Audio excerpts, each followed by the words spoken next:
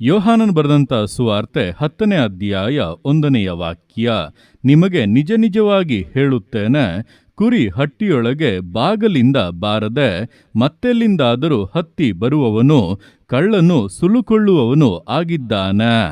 ಈ ವಾಕ್ಯದಲ್ಲಿ ಯೇಸು ಕ್ರಿಸ್ತನು ಕುರಿ ಹಟ್ಟಿಯೊಳಗೆ ಬರುವಂಥ ಕಳ್ಳರ ಕುರಿತಾಗಿ ತಿಳಿಸಿ ನುಡಿದಂಥ ಸಂಗತಿಗಳನ್ನು ವಿವರಿಸಲಾಗಿದೆ.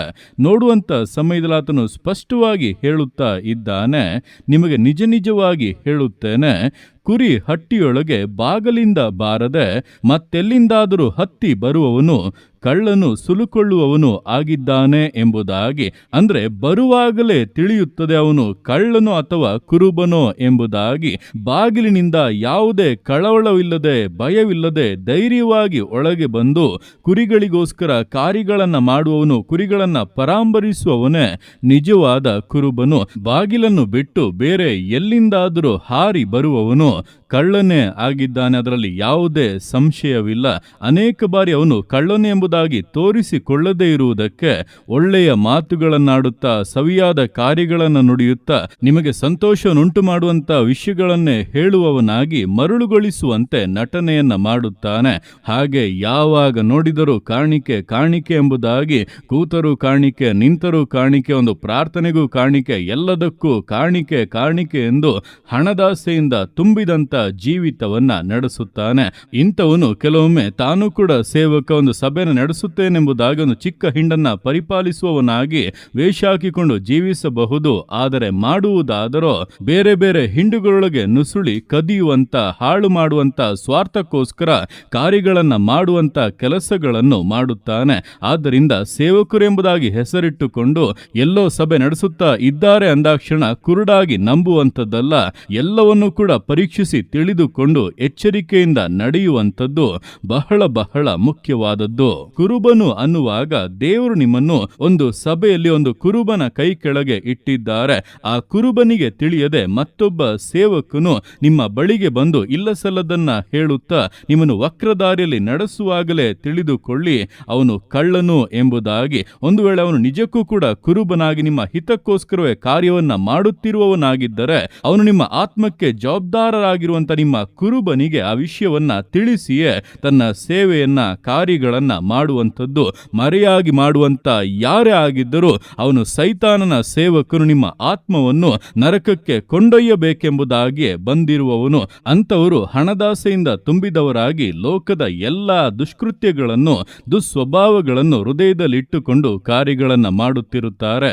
ಅಂಥವರ ಫಲವನ್ನ ನೋಡಿ ನೀವು ಅವರು ಯಾರೆಂಬುದನ್ನು ಸ್ಪಷ್ಟವಾಗಿ ಗ್ರಹಿಸಿಕೊಳ್ಳಬಹುದು. ಆದ್ದರಿಂದ ಈ ದಿವಸಗಳಲ್ಲಿ ಸೈತಾನನು ಕೂಡ ಈ ದಿವಸಗಳಲ್ಲಿ ಹಿಂಡಿನಿಂದ ಕುರಿಗಳನ್ನು ಕದಿಯುವಂತೆ, ಅವುಗಳನ್ನು ನಾಶ ಮಾಡುವಂತೆ ಕೆಲ ದುಷ್ಟ ಸೇವಕರುಗಳನ್ನು ಕಳುಹಿಸಿದ್ದಾನೆ ಎಂಬುದನ್ನ ತಿಳಿದು ಅಂತ ನಾಯಿಗಳು ನಿಮ್ಮ ಮನೆಗೆ ಬರುವಾಗ ಅಂತವರ ವಿಷಯವಾಗಿ ಸ್ವಲ್ಪವೂ ಕೂಡ ಕರುಣೆ ತೋರದೆ ಅವುಗಳನ್ನ ತಳ್ಳಿ ಹಾಕಿ ಕರ್ತನ ವಿಷಯದಲ್ಲಿ ವೈರಾಗ್ಯವನ್ನ ತೋರುವುದಾದರೆ, ವಾಕ್ಯಕ್ಕನುಗುಣವಾಗಿ ನಡೆಯುವುದಾದರೆ ನೀವು ಕರ್ತನು ಪರಾಂಬರಿಸುವಂತ ಹಿಂಡು, ಆತನಿಂದ ಆಶೀರ್ವದಿಸಲ್ಪಡುವಂತ ಸಂತತಿಯಾಗಿ ಈ ದಿವಸಗಳಲ್ಲಿ ಮುಂದುವರಿಯಬಹುದಾಗಿದೆ.